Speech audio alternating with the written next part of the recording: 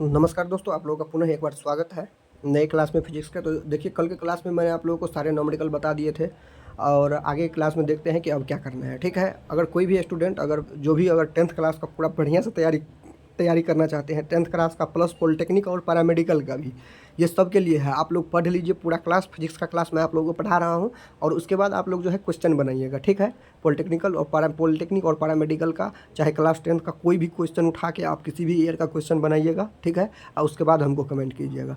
Polytechnic, paramedical और class 10th, और उसके बाद जो है यहाँ पे आप देख सकते हैं कि जो मध्यमा के जो बच्चे होते हैं उसको बहुत कोई नहीं पढ़ाते हैं। ठीक है, लेकिन ये सारी बातें जो है उसको क्या करना है, सिर्फ सुन। मध्यमा वाले बच्चों के लिए स्पेशल यहाँ पे मैं बता रहा हूँ, उसको कुछ नहीं करना है। जो मैं पढ़ा रहा हूँ ना, जितना मेरा सीरीज है, ठीक है, आप सिर्फ उसको सुनिएगा। ठीक है, आप क्या कीजिए कि आप 86 इस नंबर पे आप कांटेक्ट करके 86 51 74 94 97, ठीक है, 86 51 74 94 और 97, इस नंबर पे कांटेक्ट करके आपको करना क्या है कि आप मध्यमा वाले बच्चे के लिए मैं स्पेशल ट्रीटमेंट दे रहा हूँ। कि वैसे तो पीडीएफ अगर सबके पास रहेगा तो आप जानते हैं कि पीडीएफ रहने से क्या होता है, आप पीडीएफ का प्रिंट आउट निकलवा के आप सिर्फ क्लास सुनिए और बेहतरीन तरीका से आप क्या कीजिए, तैयारी कीजिए। लिखने का झंझट खत्म, सिर्फ आपको समझना है और जो है पॉइंट आउट कर दे जाना है क्लास में। मध्यमा वाले बच्चों के लिए भी यही है कि आप जो है यहाँ पे कांटेक्ट करके इस नंबर पे आप जो है पीडीएफ ले सकते हैं और पीडीएफ लेके आपको सिर्फ सुनना है क्लास को। ठीक है, आपको ज़्यादा प्रेस मध्यमा वालों के लिए मैं सिर्फ बोल रहा हूँ।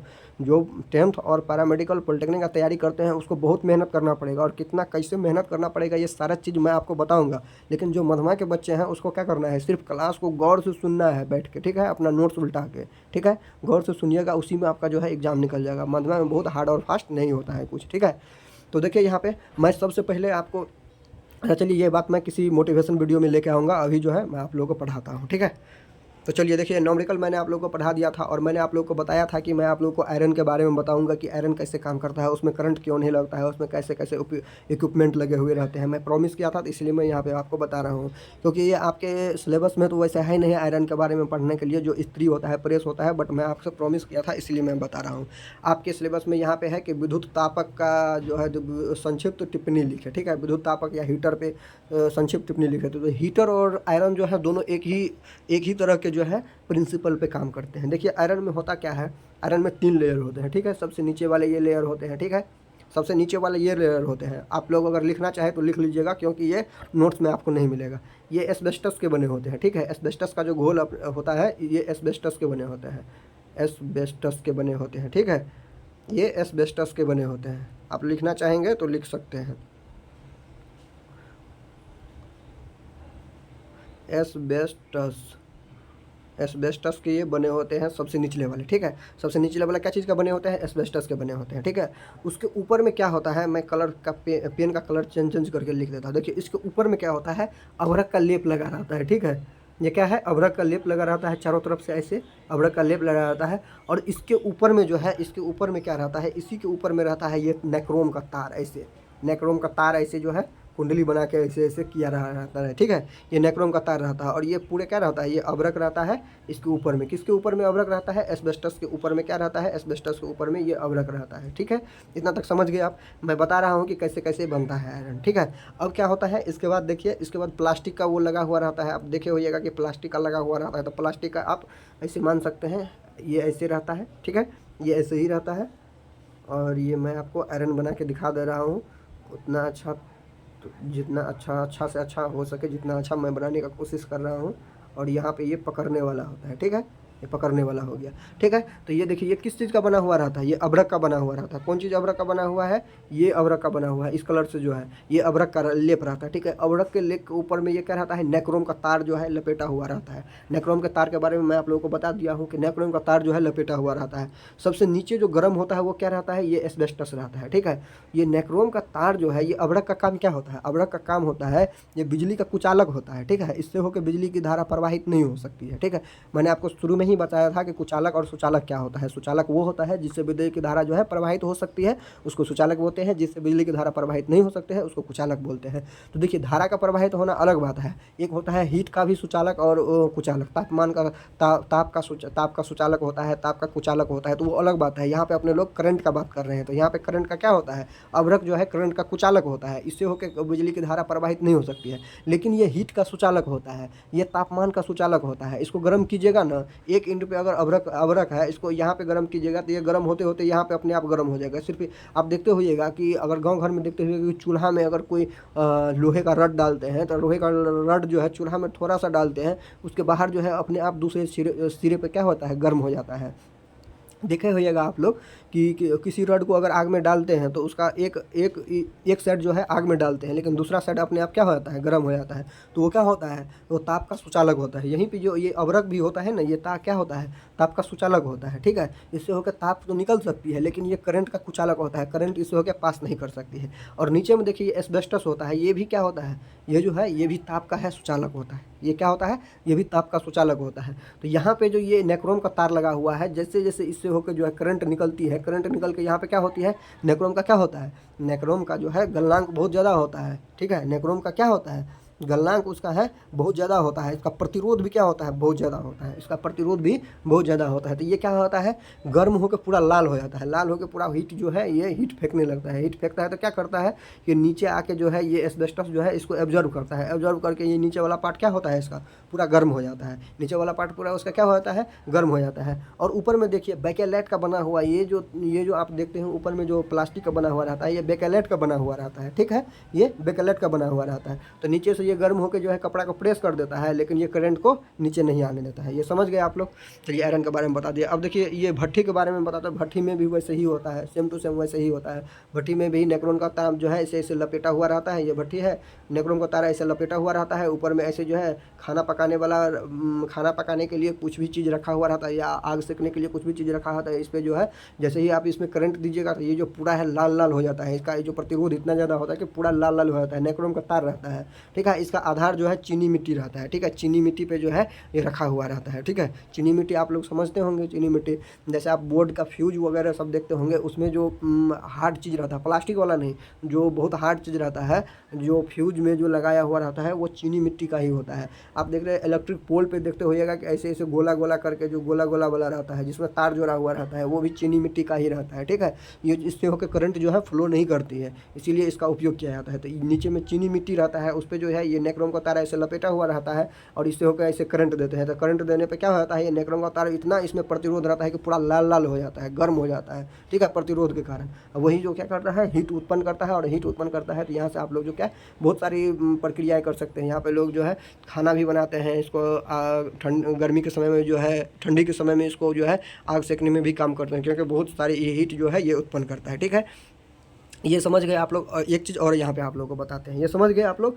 कि जो विद्युत हीटर है कैसे काम करता है। ये चीनी मिट्टी के आधार पर जो है नेक्रोम का तार जो है लपेटा हुआ रहता है कुंडली, और जैसे ही उसमें जो है करंट फ्लो करता है तो उसका प्रतिरोध बहुत ज़्यादा होता है, जिसके कारण वो जो है हीट होकर पूरा गर्मी देने लगता है। इतना समझ गए आप लोग, बस यही है। यहाँ पे जो सब चीज़ लिखा हुआ है मैं पहले आपको समझा दे रहा हूँ, यहाँ पे छोड़ दीजिए, वो तो वैसे ही लिखा है। समझ गए आप लोग। अब यहाँ पे आइए, अब यहाँ पे आइए, देखिए ये समझ गए। अब एक चीज़ और मैं आपको बताता हूँ, फ्यूज के बारे में बताता हूँ। ठीक है, फ्यूज के बारे में बताता हूँ।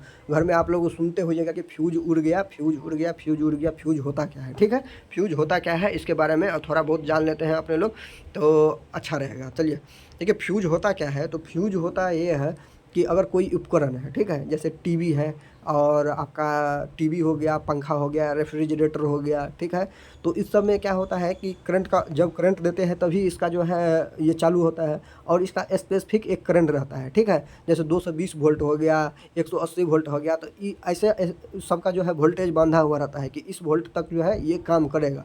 लेकिन कभी कभी क्या होता है, अचानक आप देखे होइएगा कि बोलता है कि टीवी जो है उड़ गया है। ठीक है, टीवी जो है उड़ गया, पंखा जो है शॉर्ट हो गया। ठीक है, वोल्टेज इतना ज़्यादा हो गया कि पंखा जो है शॉर्ट हो गया। तो वोल्टेज, जैसे ही वोल्टेज बढ़ेगा तो क्या होगा, करंट का फ्लो भी बढ़ेगा। वोल्टेज बढ़ गया तो करंट का फ्लो भी बढ़ेगा।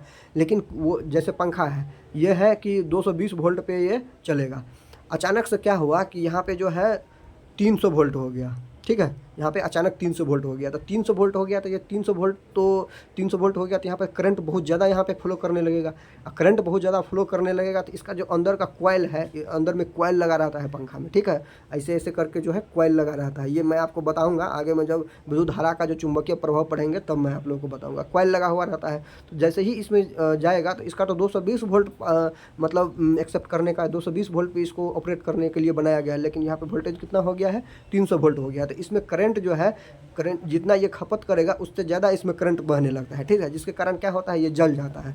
तो इससे बचने के लिए क्या करते हैं कि तार में यहाँ पे इसके परिपथ में पंखा से पहले चाहे कोई भी अगर उपकरण है, विद्युतीय उपकरण है, उससे पहले क्या करते हैं, यहाँ पे एक फ्यूज तार लगा देते हैं, ठीक है। फ्यूज तार यहाँ पे लगा देते हैं, या मेन बोर्ड जो होता है ना, मेन बोर्डे में फ्यूज तार लगा देते हैं। मेन बोर्डे को इस प्रकार से जो है, मेन बोर्ड को इस प्रकार से हम डिजाइन करते हैं, इस प्रकार से उसको बनाते हैं कि यहाँ पर कितना 220 वोल्ट मैक्सिमम जो है करंट फ्लो कर सके, 220 वोल्ट पे मैक्सिमम करंट फ्लो कर सके। जैसे ही वोल्टेज 220 वोल्ट से ज़्यादा होता है तो क्या हो जाता है उसका, तो करंट ज़्यादा फ्लो करने लगा था, करंट ज़्यादा फ्लो करने लगा था, यहीं पे हम फ्यूज लगा देते हैं बोर्ड में, यहाँ पे फ्यूज लगा दिए। जैसे ही जो है जैसे मान लीजिए यहाँ पे जो है हम 5 एम्पियर का कोई चीज़ लगाते हैं, ठीक है।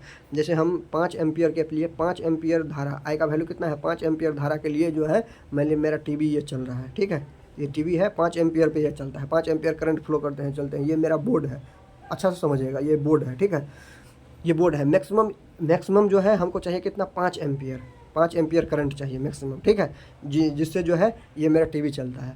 इस बोर्ड में जो है हम क्या किए कि एक फ्यूज लगा दिए यहाँ पे, ठीक है, एक ऐसा फ्यूज लगा दिए, यहाँ पे पतला सा तार होता है फ्यूज, आप देखे होइएगा पतला सा तार होता है। और चाहे पहले जो स्टेबलाइजर होता था, पहले वोल्टेज कम रहता था, वोल्टेज को बढ़ाने के लिए जो स्टेबलाइजर रहता था उसमें शीशे में जो है एक पतला सा तार लगा हुआ रहता था, उसको भी फ्यूज बोलते हैं। तो ये फ्यूज है। अब यहाँ पे देखिए कि इसमें पतला सा तार है बोर्ड में, अब इसको 5 एम्पियर के लिए हमको 5 एम्पियर चाहिए, लेकिन कभी कभी क्या होता है किसी कारण से कि करंट ज़्यादा फ्लो होने लगता है, ठीक है, 5 एम्पियर के बदला में 7 एम्पियर 8 एम्पियर फ्लो होने लगा। तो ये तो हम इसको तो चाहिए 5 एम्पियर, लेकिन यहाँ पे 7 एम्पियर जितना इसको खाना है 5 एम्पियर, लेकिन मिल रहा है इसको 7 एम्पियर का, तुम 7 एम्पियर खाओ तो इसका तबीयत ना ख़राब होगा। तो ये क्या हो जाता है, सीज होता है, इसका पूरा जो जितना भी इसका इक्विपमेंट है सब क्या हो जाता है, गल जाता है, ठीक है। ज़्यादा करंट फ्लो होने के कारण ज़्यादा हीट निकलता है, ज़्यादा हीट निकलने के कारण सारा चीज़ क्या होता है, जल जाता है। तो ये जल गया। लेकिन यहाँ पे हम क्या करते हैं, फ्यूज हम जो लगाते हैं, ये यहाँ से अब हम बिजली का लाइन सप्लाई करते हैं, इस टीवी में बिजली का लाइन सप्लाई करते हैं। जैसे ही 5 एम्पियर से ज़्यादा यहाँ पे करंट फ्लो करेगा इस बोर्ड में कि ये यहाँ से फ्यूज क्या हो जाएगा, गल जाएगा। जैसे ही फ्यूज गलेगा तो इधर जितना भी सप्लाई है सब अपने आप क्या हो जाता है, बंद हो जाता है, ठीक है, बोर्ड का सप्लाई क्या होता है, बंद हो जाता है। तो ये फ्यूज का इतना इंपॉर्टेंट है, ठीक है, विद्युतीय उपकरण को बचाने के लिए फ्यूज का उपयोग करते हैं हम बोर्ड में, ठीक है, समझ गए। अब देखिए फ्यूज क्या होता है, फ्यूज एक मिश्र धातु होता है, ये फ्यूज तार क्या होता है, मिश्र धातु होता है, ठीक है। ये क्या चीज़ का बना होता है, देखिए शीशा और टंगस्टन, शीशा और टीन के दो धातु होते हैं, शीशा और टीन धातु होते हैं, इसका मिक्सचर होता है ये, ठीक है। या आप कह सकते हैं दस्ता और टीन का जो है ये मिक्सचर होता है, जस्ता और टीन का क्या होता है, मिक्सचर होता है, क्या, ये सुरक्षा फ्यूज। समझ गए आप लोग। तो फ्यूज के बारे में आप लोग समझ गए कि फ्यूज का क्या काम है। विद्युतीय उपकरण को जलने से बचाने के लिए फ्यूज का उपयोग किया जाता है। ये एक मिश्र धातु है, ठीक है। और ये क्या क्या चीज़ों बना होता है, टीन और शीशा का बना होता है, चाहे जस्ता या टीन का बना होता है। ये भी समझ गए आप लोग। उम्मीद करते हैं कि सारा चीज़ आप समझ गए होंगे, ठीक है। अब देख लीजिए यहाँ पे आप सब चीज़ आपको लिखा हुआ मिल जाएगा यहाँ पे, इसीलिए बोलते हैं पहले आप अच्छा से सुन लीजिए, उसके बाद लिखने के लिए तो टाइम है ही। यहाँ पे मैं पढ़ के आप लोगों को सुना देता हूँ। यहाँ पे देखिए, विद्युत हीटर या विद्युत तापक पर संक्षिप्त टिप्पणी लिखे। तो देखिए यहाँ पे आप लोग देखते जाइएगा, मैं पढ़ रहा हूँ कि विद्युत हीटर में जो है निक्रोम का तार जो है, कुंडली एक विद्युत रोधी पदार्थ चीनी मिट्टी के आधार पर फैली रहती है, और कुंडली जो है विद्युत रोधी पदार्थ में बने खांचे में व्यवस्थित होते हैं। जब इस कुंडली में विद्युत धारा प्रवाहित करते हैं तो वह गर्म होकर अत्यधिक ऊष्मा उत्पन्न करते हैं। यही है विद्युत हीटर, ठीक है। समझ गए आप लोग। अब देखिए यहाँ पे फ्यूज तार के बारे में मैंने आपको क्या क्या बताया है, मैंने सब कुछ बता दिया है, वहीं पे यहाँ पे लिखा हुआ है, समझना जरूरी है पहले। देखिए फ्यूज तार को क्या बोलते हैं, सुरक्षा फ्यूज भी बोलते हैं। सुरक्षा फ्यूज विद्युतीय उपकरण को प्रबल विद्युत धारा से बचाने के लिए युक्ति है, ठीक है, युक्ति है। प्रबल विद्युत धारा मतलब जितना हमको चाहिए उससे अधिक मिल रहा है, तो उससे बचाने के लिए क्या है, एक युक्ति है। सुरक्षा फ्यूज कांच की नली या चीनी मिट्टी या प्लास्टिक में ढके होते हैं, जिसमें जस्ता या लेड मतलब बोले तो शीशा, जस्ता शीशा या टीन की, देखिए जस्ता रहेगा या शीशा रहेगा। यहाँ पे आप देखिए जस्ता रहेगा या शीशा रहेगा, ठीक है। जस्ता शीशा, जस्ता रहेगा, टीन रहेगा, या यहाँ पे जस्ता रहेगा और शीशा रहेगा, टीन या शीशा रहेगा। तो टीन दोनों में रहेगा, ठीक है, टीन दोनों में रहेगा, टीन रहेगा, जस्ता रहेगा, टीन रहेगा और शीशा रहेगा, तभी जो है आपका बन जाएगा, क्या बन जाएगा, आपका जो है फ्यूज बन जाएगा, फ्यूज तार बन जाएगा। टीन की मिश्र धातु की तार लगी होती है जिसकी प्रतिरोधकता अधिक और गलनांक क्या होता है, कम होता है। प्रतिरोध उसका क्या होता है, अधिक होता है, बहुत अधिक उसका प्रतिरोध होता है, लेकिन उसका गलनांक क्या होता है, लिमिट होता है कि इससे ज़्यादा अगर हीट उत्पन्न हुआ तो वो तार क्या हो जाएगा, गल जाएगा। बहुत पतला तार होता है, जितना अपने लोग घर में यूज करते हैं वो वाला तार नहीं होता है, पतला तार होता है। देखते होगा कि कॉपर का जो है पतला पतला तार मिल के जो है एक जो है ऐसा तार बना रहता है। तो इसमें से एक तार निकाल लेंगे, ठीक है, इस पूरे तार में से एक तार निकाल के उसके बाद जो हम बनाएंगे तो वो फ्यूज होता है, बहुत पतला तार रहता है। जैसे ही धारा बढ़ता है, उष्मा बढ़ता है, तो वो अपने आप गल जाता है। तो ये समझ गए आप लोग। ये देखिए चीनी मिट्टी पे जो है ये लगा हुआ रहता है, चीनी मिट्टी पे ये जो है ये फ्यूज को सेट कर देते हैं, ठीक है। चलिए अब आगे बढ़ते हैं। आगे देखिए सुरक्षा फ्यूज के लाभ क्या है। तो देखिए यही है कि आपका जो जो विद्युतीय उपकरण है वो बच जाता है। सुरक्षा फ्यूज से क्या लाभ है, जब परिपथ में अचानक धारा की प्रबलता अत्यधिक बढ़ जाती है तब जो है धारा में अत्यधिक ऊष्मा पाकर फ्यूज का तार जो है पिघल जाता है और परिपथ टूट जाता है। इससे परिपथ में लगे पंखे, bulb, fridge, television, motor, transistor, computer, mobile इत्यादि जलने से बच जाते हैं, ठीक है। यही इसका काम है, फ्यूज तार का ये काम है। फ्यूज तार क्या होते हैं ऊपर में बता दिए, और फ्यूज तार की जो क्षमता है उसके बारे में यहाँ पे मैं बात कर रहा हूँ। विद्युत धारा की प्रबलता के जिस मान पर पहुँचते ही फ्यूज गल जाता है उसे उस फ्यूज तार का अनुमक्ता है, अनुमक्ता बोलिए या उसको आप जो है क्षमता बोल सकते हैं, फ्यूज तार का क्षमता बोलते हैं, ठीक है। जिस धारा पे माने कि I = अगर 5 एम्पियर धारा फ्लो कर रहा है तब फ्यूज तार गल गया तो इसका क्षमता क्या हो गया, 5 एम्पियर का हो गया, ठीक है। समझ गए, ये एम्पियर पे डिपेंड करता है फ्यूज कितना एम्पियर का है, 0.5 एम्पियर का है, 1 एम्पियर का है, 2 एम्पियर का है। अगर आप दुकान में खरीदने के लिए जाइएगा तो बोलिएगा कि इतना एम्पियर का फ्यूज दीजिए, मतलब कि 5 एम्पियर का फ्यूज दीजिए, 0.1 एम्पियर का फ्यूज दीजिए। आप देखिए देखते होइएगा कि बोलता है कि 0.5 एम्पियर का है, 2 एम्पियर का है, 1 एम्पियर का है। आप एमसीबी का नाम सुने होंगे, ठीक है। वो एमसीबी जो है यही काम करता है। जैसे ही करंट का फ्लो जो है, जैसे आप सुने होगा एमसीबी जो घर में लगा हुआ रहता है, जैसे ही 0.5 एम्पियर का है, 5 एम्पियर का अगर 0.5 एम्पियर का एमसीबी है, अगर इससे ज़्यादा करंट अगर फ्लो करेगा तो एमसीबी अपने आप गिर जाता है और पूरा लाइन जो है कट जाता है। अगर 2 एम्पियर का एमसीबी है, 2 एम्पियर से अगर ज़्यादा अगर करंट फ्लो किया तो वो एमसीबी अपने आप नीचे गिर जाता है और सारा का सारा लाइन जो है वो कट जाता है, ठीक है। तो ये सारा चीज़ जो है इसको किस चीज़ से नापते हैं, अगर फ्यूज खरीदा जाएगा तो इसको एम्पियर से बोलते हैं, ठीक है। एम्पियर से उसको नापा जाता है कि कितना एम्पियर का फ्यूज चाहिए। अब इतना सब समझने के बाद अब यहाँ पे देखिए अब फिर से आ गया क्वेश्चन, ठीक है। यहाँ से फिर क्या हो गया, फिर से आ गया क्वेश्चन। अब क्वेश्चन में देखिए ये अच्छा क्वेश्चन है, यहाँ पे आ गया क्वेश्चन, और देखिए नीचे में भी आ गया है क्वेश्चन, यहाँ पे ये भी क्वेश्चन है। तो ये सारे अब न्यूमेरिकल है यहाँ पे, ठीक है। ये सारे का सारे अब यहाँ पे क्या है, न्यूमेरिकल है। आप लोग अगर चाहिएगा तो मैं इसको जो है अच्छे से बताऊंगा आप लोगों को, अगर नहीं चाहिएगा तो इसको स्किप करते हैं और आगे का जो है क्लास कंटिन्यू करते हैं। अब आगे मैं आप लोगों को पढ़ाऊंगा विद्युत धारा का चुंबकीय प्रभाव, ठीक है। तो अभी आज इतना ही रहने देते हैं, और फिर अगले क्लास में आप लोग कमेंट कीजिएगा अगर कि सर न्यूमेरिकल बता दीजिए तो ही बताऊंगा, नहीं तो हमको पता है कि न्यूमेरिकल सभी कोई स्किप करते हैं और सबको अच्छा नहीं लगता है, ठीक है। अगर आप लोग चाहिएगा तो मैं आपको बताऊंगा, और नहीं तो इसको स्किप करते हैं। और फिर मिलते हैं नेक्स्ट क्लास में विद्युत धारा के चुंबकीय प्रभाव के, ठीक है। ये बहुत ही बेहतरीन टॉपिक है, ठीक है, अच्छा से इसको पढ़ना है। वैसे तो सब बेहतरीन ही है लेकिन ये थोड़ा अच्छा है, इसलिए चलिए तो मिलते हैं फिर से अगले क्लास में।